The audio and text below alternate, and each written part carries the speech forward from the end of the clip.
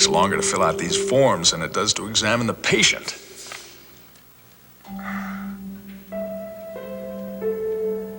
Damned headache. I've been here less than an hour. I feel like I've put in a 14-hour day. Maybe I'm coming down with something. Why else would I be in this rotten mood? Yeah. Hello, this is Derek Mallory. Hello, Chief. What's up, Doc? Why don't you tell me, since you're the one who called?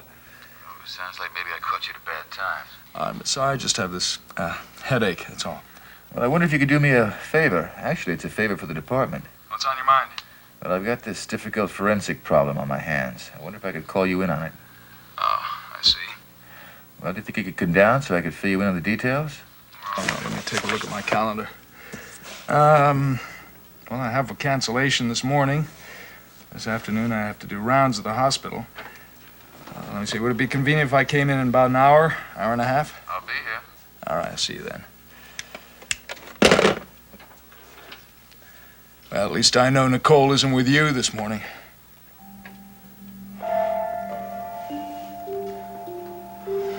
My God, what am I saying?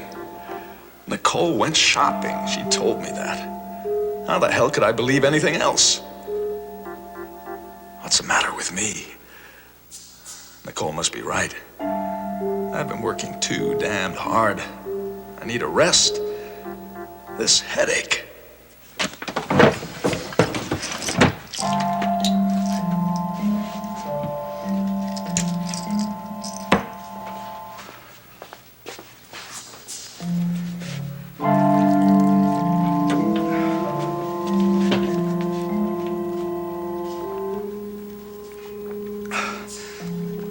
Must be what it is.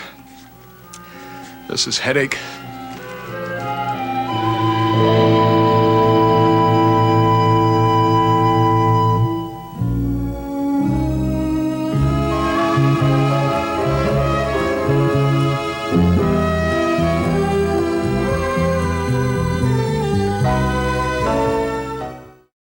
I hope you don't judge the quality of my department by the quality of the coffee we serve here. Oh. I'd like to think that my officers are too busy solving crimes to worry about how to make a good cup of coffee. Oh, well, I'll be the judge of that then. It does taste rather like the bitter herbs we serve at WMON. And I have a very efficient staff. Frankly, when you called to make an appointment to see me, I was rather surprised. Oh, really? Why? Well, all my dealings with your station before had been through your reporters. I hope there's no problem. Oh, no, on the contrary, you have been most cooperative. Well, your viewers are taxpayers, and they pay my salary, so I figure they've got a right to know what's going on. Oh, good. I'm glad you feel that way. No, actually, I'm not here as station manager. I'm more kind of a public service director. It's a small station, so I wear many hats. Are you familiar with the program that I produce, Monticello Movers and Shakers? Yes, I've caught it a couple of times. Good, because I would like you to be the guest on the next edition. What happened? Did somebody important cancel out at the last minute? Oh, come on now, you know better than that. You're a top official with the city administration. Besides, law and order are very hot topics with my viewers. Well, I'm flattered that you would ask me, Mrs. Dorn, but I think I'm better at doing my job than I am talking about it. At least I hope I am.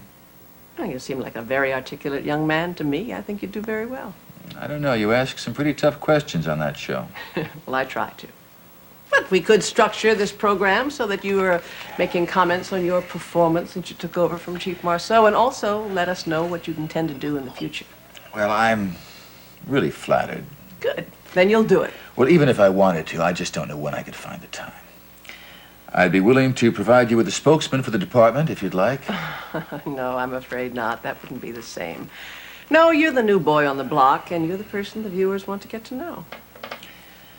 I'm really sorry, Mrs. Dorn.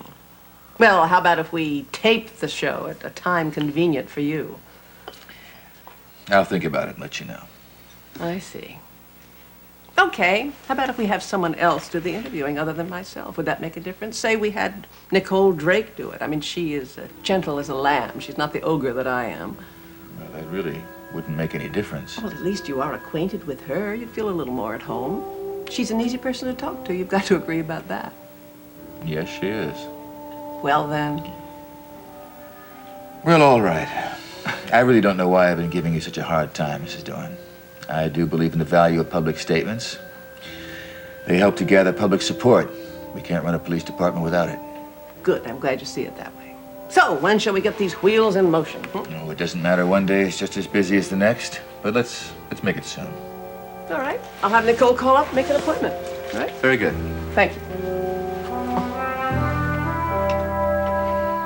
If you have the exact same thing in a medium, that's what I like.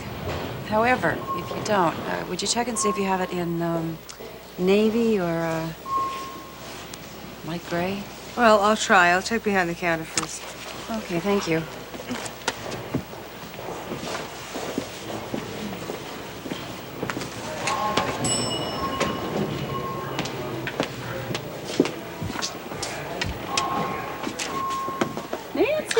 Hi, Nicole. Oh, you exchanging too? What? Oh, Mrs. Goodman gave Miles a lovely sweater, only it's a little bit too big, and since he's past the age where he's going to grow into it, Yeah. here I am. Well, one of Mike's clients gave him a sweater that's too small. Wouldn't happen to be a beige cardigan, would it? Brown turtleneck. No, then we could do business, save her a trip to the stockroom. Sorry. Gee, hope this doesn't take too long. I have an editing session scheduled, and Greg likes to start on time. Yeah, I can't afford to be late this morning either. Well, you can walk over to the news. I have to fight the midtown traffic to get to WMON. Well, I'm not going over to the paper. I have an appointment over at Commodore Avenue. Oh? Yes, I'm meeting my not-so-friendly neighborhood pusher. Thought you lost that contact. I told you. Remember, he ran off after he took the money without giving me any information. Yeah, well, I couldn't let that happen. Is Mike aware that you're going on with the story? He knows where I'm going this morning. Has he changed his attitude and given you his blessing? Well, we had a discussion about it this morning, and we've reached an understanding. I'm sure he's not any less concerned about it. I don't know that I would want him to be. Just as long as he doesn't interfere, I don't think he will. Nancy, when do you expect to be finished with this series? Oh, I don't know. It depends upon how my source cooperates. When this Diary of a Pusher hits the stands, it's going to cause a lot of interest. Well, awareness is what I'm hoping for. Do you think that your source might agree to be interviewed on WMON? I don't know how he could do that without, hiding his identity. Well, listen. I was thinking he could hide his identity because we could do a hidden interview. We could have him sit with his back to the camera. The light could be dim. We could filter his voice. It would disguise it. Nobody'd know who he was. Well, he certainly has the ego to want to do something like that. You know, he won't do anything for nothing. I think Margot would allocate funds for something like this. But listen, I didn't want to broach the subject with her until I got your approval. I won't do this until your series is completed. Well, I tell you what, how about I try to talk to him about it this morning and see what he says, huh? All right. If I don't get help soon, I'm going to be late, and he might not be there. Don't you let me do the sweater exchange for you. Would you? That would be terrific, darling. I just need it in a large, and if they don't have it, then a credit slip will do. Okay, fine. Thank you. Nancy. Yep. I don't want to sound like Mike. You be careful, okay?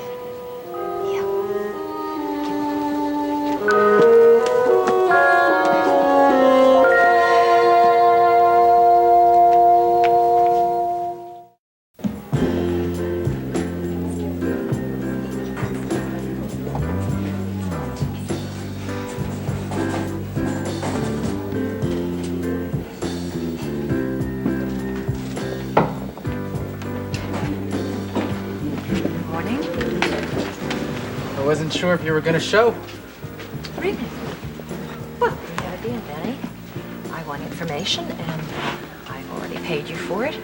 So now you can keep your end of the bargain. Well, I hope you played it smart this time and left your shadow home. I'm alone. That's what you said the last time.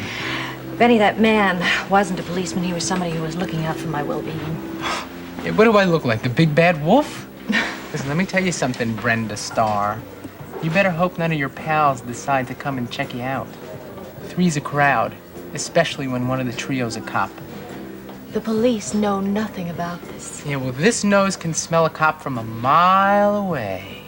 And if I get as much as a whiff that one of those guys at the bar has a tin badge in his wallet, I'm not just gonna wheel out of here like I did the last time. Benny, there's nothing to worry about. We're still playing by my rules, see? And in this game, it's 2 strikes and you're out. And you got one against you already. Now, what does that mean? It means if I have to, I get rough with you. I don't like being threatened. You're a very pretty lady, Mrs. Carr.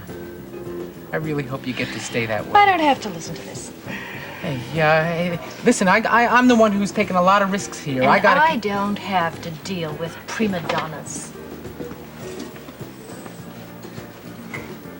Unfortunately, there are plenty more people just like you, and I'm sure they'd be very happy to give me their stories. Get all huffy. I think we should just call this finished. Hey, relax. Listen, I just want you to know that you can't play games with Benny Hayes.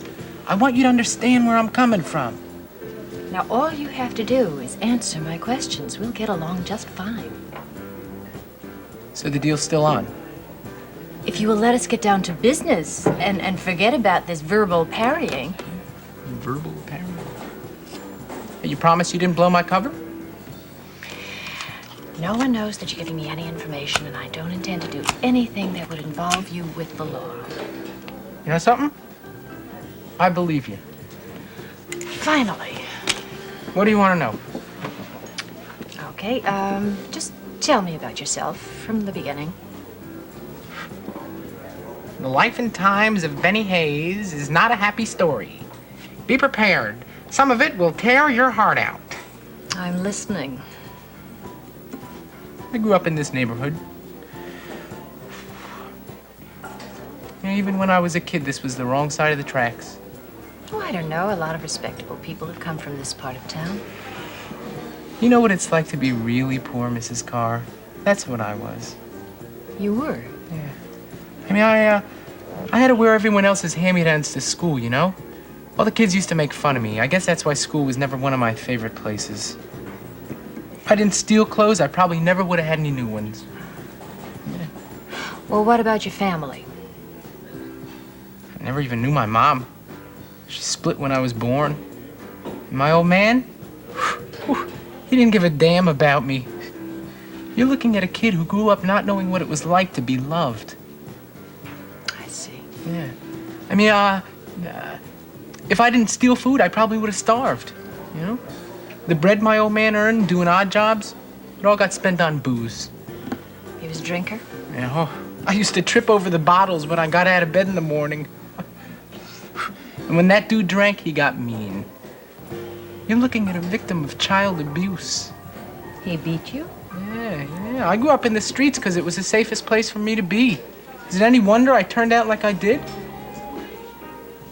So what you're saying is that you're a victim of society, is that it? Yeah, that's it. I mean, you know any brain surgeons or bank presidents who grew up like me?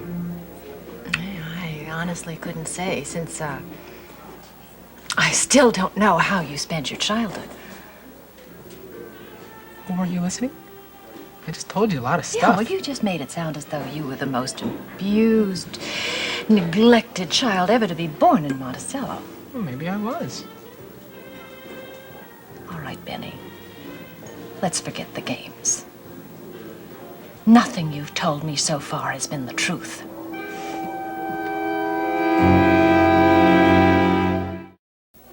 Hey, maybe I'm not telling you what you'd like to hear. Is that it? You want me to spice it up a little? No. There's been enough embellishment as it is. Hey, everything I told you was the gospel truth. I swear it on my mother's grave. Your mother? She's alive and well, and I don't know how happy she is, considering how much grief you've given her. What are you talking about? I am talking about your childhood, Benny. It wasn't as poor as you say. Your father has a florist shop down on Wilmot Avenue, and he's been there ever since he arrived in this country 20 years ago, and your mother is there working with him. You've been spying on me. I did my homework. That information and a few other facts that seem to contradict a few things that you told me, I got from your police record. Hey, you told me the cops were out of this. I am a reporter, Benny. I owe it to my readers and to myself to get to the truth. Well, not everything I told you was wrong. All right. What I got out of your police report. Well, I can believe that you were a juvenile delinquent at the age of 12. Listen, I'll be straight with you from now on. Scout's honor. You've wasted enough of my time, Benny. Hey, you know what? If I didn't push pills in this neighborhood, somebody else would. So why should you miss out on the profit? Oh, come on. I'm providing a public service. I do these people a favor. Oh, with friends like you. Hey, listen, you know, I'm telling you the truth. I did grow up in this neighborhood. And most of the kids around here are on a one-way trip to nowhere. Wait a minute, this isn't another Hearts and Flowers speech, is No. Most of the people from around here don't make it out. Popping a pill every once in a while helps them forget their troubles. it? It certainly doesn't solve them. Won't solve mine. I had a choice. Either to use this stuff or sell it. Benny, the fact that you're ruining people's lives, doesn't that concern you? The people who use my merchandise are losers, man. Who cares about them? Me? I'm a winner. In this neighborhood, I'm a somebody. Yeah. I'll bet everybody looks up to the neighborhood pill pusher. I don't like your attitude. And I don't like what you're doing. You're trying to paint a picture of yourself as some modern-day knight in shining armor. You'll say anything that'll look good in print. It's disgusting. Benny, you disappoint me. Our association is over, and I'd like my money back. Yeah, well, I don't give refunds, lady. And while we're at it, Wait a minute, what? since this is Get our out of second there. time Stop around, that. What's going on here? He's trying to rob me. Can't do any purse She ripped snatching me here, off. Benny. Thank you. I didn't think anybody could give this dive a bad name, but you did. Get out, punk. you still owe me, lady, and I intend Told to you to- collect. Don't you get out of here.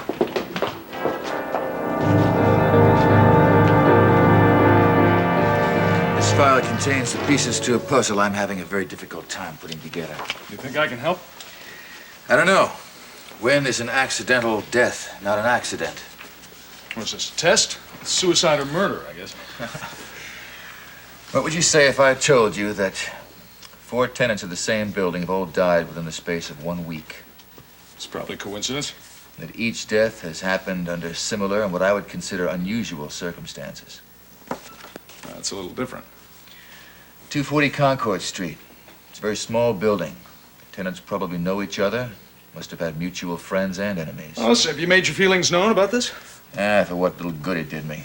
The medical examiner already attributed the deaths to natural causes. Well, were autopsies performed or not? Yes, but they weren't looking for discrete signs of foul play. As far as I'm concerned, it wasn't a good job. Well, now, you just can't exhume bodies on a hunch, Chief. You know that.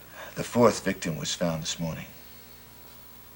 Oh, I see. Now, there are no relatives to hassle us about making a police autopsy. Well, now, look, my schedule's pretty tight. This guy in the morgue isn't going anywhere.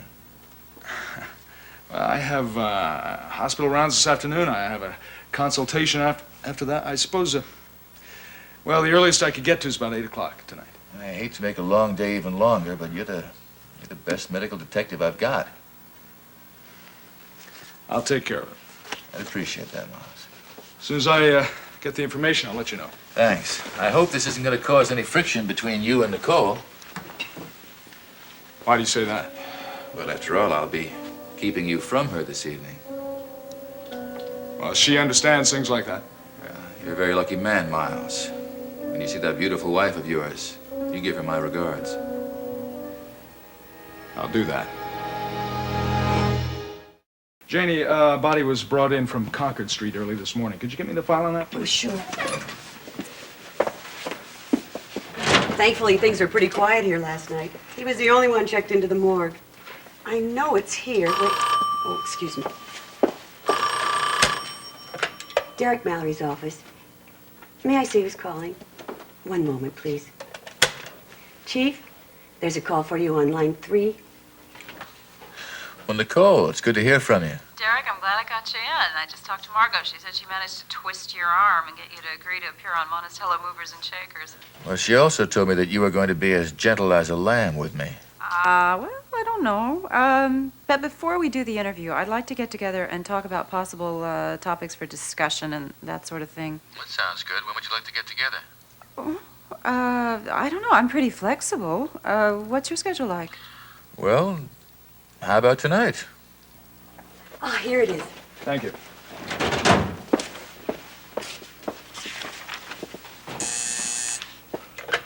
Yes, sir.